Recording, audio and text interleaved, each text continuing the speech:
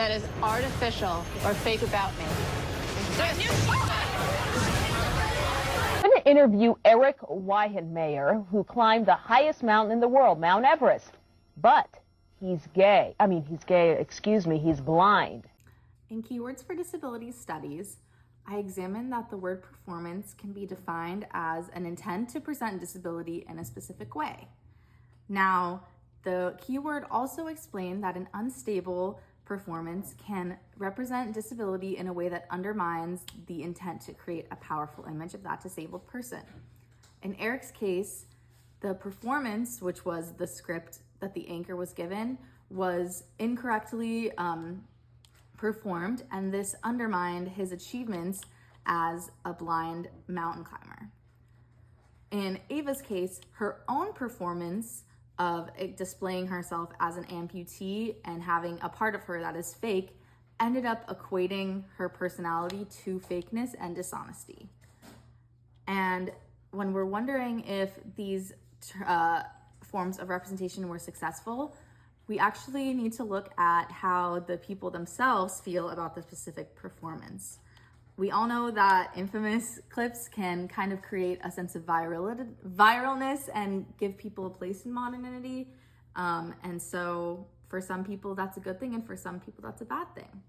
I just want to point out a clip that states from Courtney W. Bailey that when we exist in a world of oppression and ableism, we are inherently born with a seed to undo that system, but we cannot do it just from experiencing oppression. We have to have a critical political world-making process which inspires us to undo that system.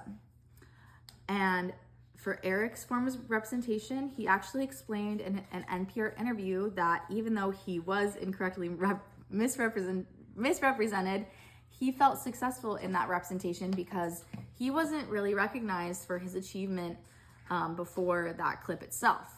Like I said before, sometimes being viral can give you a place in modernity, and in Eric's case, that was a fact.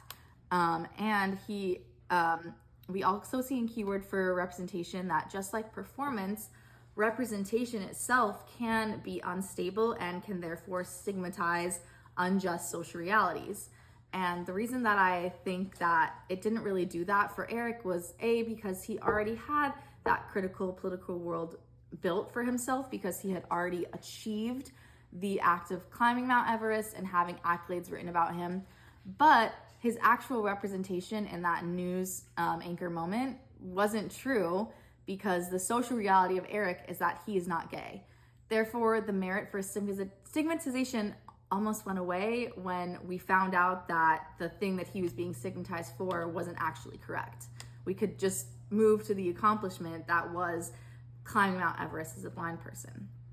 In Ava's case, she did not feel successful in that representation, and that is because she didn't really have that critical political world built for herself. She was at the hands of production, and they were the ones who were building that world for her.